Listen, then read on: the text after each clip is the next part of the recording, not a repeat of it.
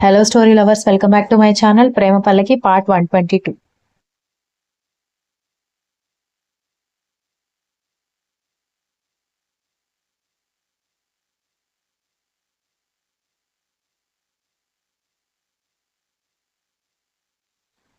వేప పుల్లలతో ఎలా బ్రష్ చేసుకుంటారని సత్య మొహం అదో రకంగా పెట్టుకొని చెప్పడంతో ఇక్కడ అలాగే బ్రష్ చేసుకుంటారు. పైగా నువ్వు మొహం అలా పెట్టుకున్నావని ఊరి వాళ్ళకి తెలిసిందనుకో, నిన్ను తీసుకెళ్లి ఏట్లో ఎత్తి పడేస్తారు. దాంతో సత్య కంగారు పడి తెలియని విషయాన్ని తెలియదనే కదా చెప్పాలి బావా, అసలు వేప పుల్లలతో బ్రష్ చేసుకుంటారని నాకు తెలియదు అనగానే సత్య చేయి పట్టుకుని పక్క ఇంటి వైపు చూపించి, అదిగో అలా తోముకోవాలి అనగానే పక్కింట్లో వేప పుల్లతో తోముకుంటున్న ఒక పెద్ద వయస్సు వ్యక్తిని అలాగే చూసింది.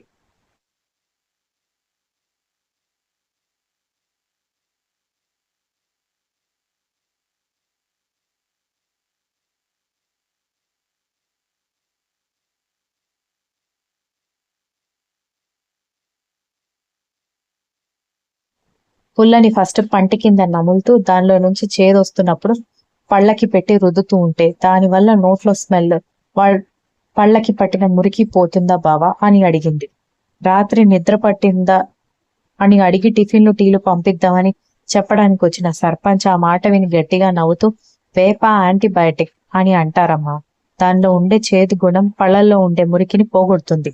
బ్రష్లు టూత్ పేస్ట్లు అంటే ఒక 30-40 ఏళ్ల నుంచి వచ్చాయి గాని అంతకుముందు అందరూ వేప పుల్లలే వాడేవారు. ఇప్పటికీ కొంతమంది అవే వాడుతున్నారు అన్నాడు.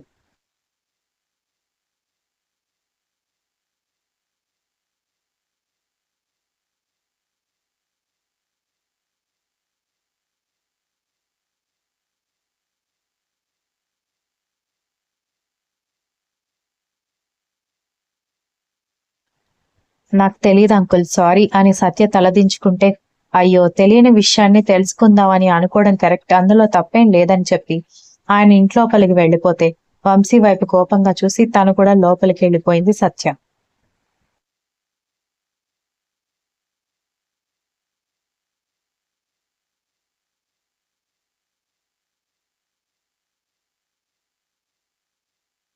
మైథిలి మాత్రం ఎప్పుడూ ఎవరికి ఎలాంటి హాని తలపెట్టని అక్క అన్యాయంగా దూరమైందని గుర్తొస్తుంటేనే కుమిలిపోతూ ఉంటే, ఊరికి ఏడిస్తే నీ ఆరోగ్యానికి అంత మంచిది కాదు మైథిలి, పైగా బీపీలో చాలా ఫ్లక్చువేషన్స్ ఉన్నాయని డాక్టర్ అన్నారు.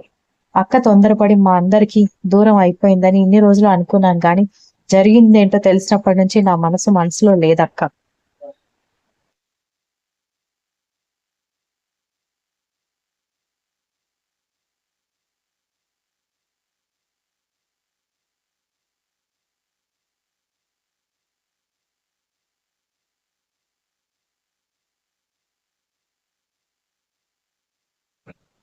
అసలు ఇంటి గడప దాటకుండా చీమకు కూడా హాని తలపెట్టిన మా అక్క మీద ఎవరికి అంత కోపం ఉందో నాకు అర్థం కావట్లేదు. ఇదంతా మా ఇంట్లోనే జరుగుతున్నా కూడా అంత స్పృహ లేకుండా ఎలా ఉన్నామో మా అందరికి ఎందుకు తెలియలేదో కూడా అర్థం కావట్లేదు అంది. తప్పులు చేసేవాళ్ళెవరు అందరికి కనిపించేలా అందరికి అర్థమయ్యేలా చెయ్యరు మైథిలి. అంత పెద్ద దారుణం చేసి దాదాపు 30 ఏళ్లు ఆ విషయాన్ని దాచగలిగి సుఖంగా ఉన్నారంటేనే వాళ్ళెంత తెలివైన వాళ్ళో మనం అర్థం చేసుకోవాలి.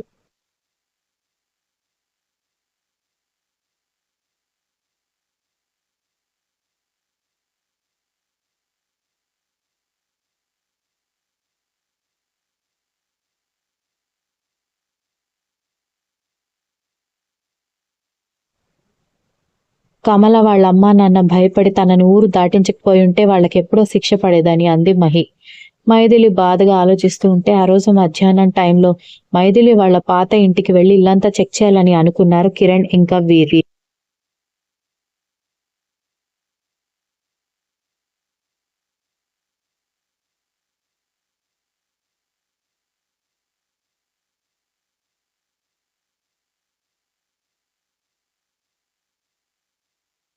అప్పుడే స్నానం చేసి ఇంట్లోకి వెళ్లబోతున్న దితిని చూసి, అమ్మాయి నువ్వు మా హైందవి మనవరాలివా అన్న మాటకి వెనక్కి తిరిగి చూసి, హైందవి వయసున్న వాళ్లే 3 ఆడవాళ్లు లోపలికి వస్తూ కనిపించడంతో, అవునండి మీరెవరు అని అడిగింది అయోమయంగా.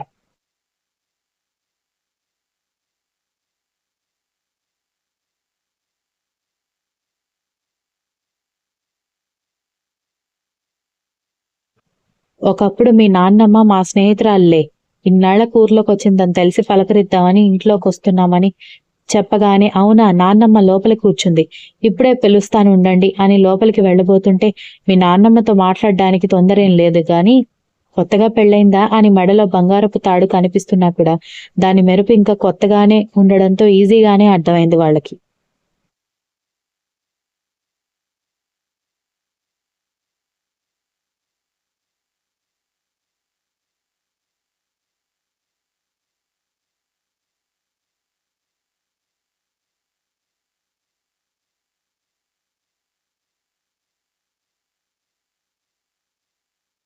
అంతలో శక్తి నిద్ర లేచి బయటకొస్తూ దితితో మాట్లాడుతున్న ఆడవాళ్ళని గమనించి గుమ్మం దగ్గరికి రాగానే కడుపులో కాయేమైనా కాసిందా అని అడిగేసరికి దితికి ఏం చెప్పాలో తెలియక ఆగిపోతే ఎక్కడ బామ్మ, మీ మనవరాలు అసలు నన్ను కనికరిస్తే కదా దాని కడుపులో కాయలు పండ్లు కాయడానికి అని అన్నాడు.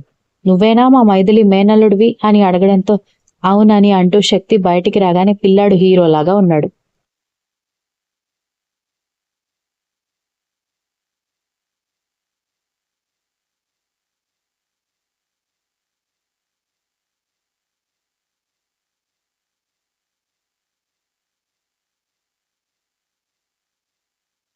ఆ పిల్లాడిని ఎందుకు దూరం పెడుతున్నావని దితి బుగ్గల మీద పొడిస్తే, అంటే మొదట్లో మీ మనవడు కాస్త పోజ్ కొట్టాడులే అమ్మమ్మ, అందుకే నాకు తిక్కరేగి దూరం పెట్టానని చెప్పింది దితి. అవునా ఏరబడుద్దాయి నిజమేనా అని వాళ్ళు అడగగానే శక్తి ముందు షాక్ అయినా ఆ తర్వాత పిచ్చి నవ్వులు నవ్వుతూ ఉంటే మరదే పెళ్ళాం దగ్గర ఎక్కువ అతి చేస్తే ఇలాగే కంచానికి మంచానికి దిక్కు లేకుండా పోతుందని అన్నారు.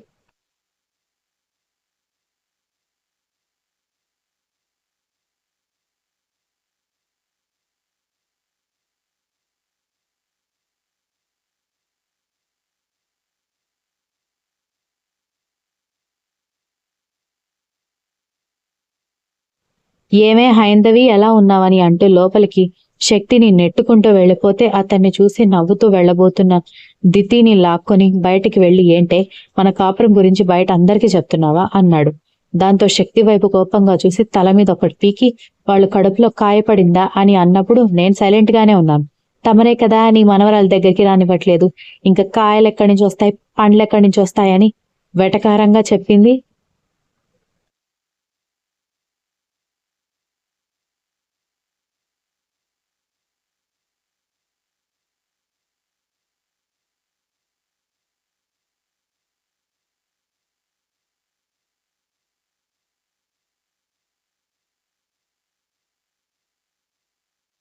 అక్కడే అర్థమైంది వాళ్ళకి మన కాపురం ఎలా తగలబడిందో.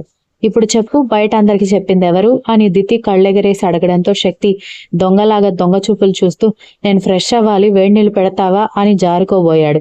దాంతో వీపు మీద 4 తప్పట్లు వేసి ఇంకొకసారి నోటి దురదతో అందరి దగ్గర మాట్లాడి ఆ నింద నా మీదకి తోసావనుకో నీకు లైఫ్ లాంగ్ బ్రహ్మచర్యవే అని చెప్పి ఇంట్లోకి వెళ్ళిపోయింది దితి.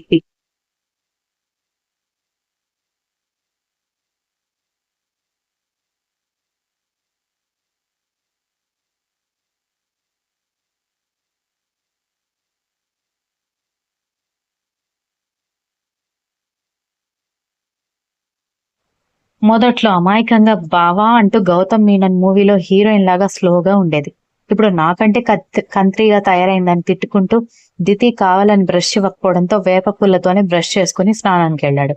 అంతలోకి సర్పంచ్ ఇంటి దగ్గర నుంచి టిఫిన్ రావడంతో మీరు కూడా ఇక్కడే తినండి అని కిరణ్ వాళ్ళు చెబుతున్నా నేను ఇంటికి వెళ్లి తిని అక్కడి నుంచి పంచాయతీ ఆఫీస్ కి వెళ్తాను, మీరు టిఫిన్ చేసిన తర్వాత కాసేపు రెస్ట్ తీసుకుని ఆ తర్వాత ఆ ఇంటికి వెళ్ళండి అని చెప్పి సర్పంచ్ వెళ్ళిపోయాడు.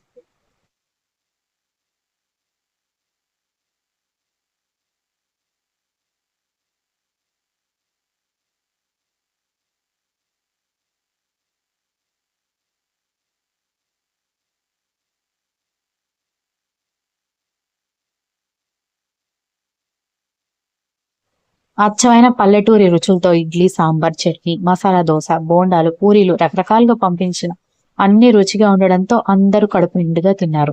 డాడీ వాళ్ళు బయటికి వెళ్ళిన తర్వాత మనం కూడా అలా ఊరు తిరిగేసి వద్దామని శివ సైగల్తోనే చెబుతుంటే అంతమంది ఉన్నారు తర్వాత మాట్లాడుకుందామని చందన టెన్షన్ పడుతూనే శివన్ పెడుతోంది. కంటిన్యూస్.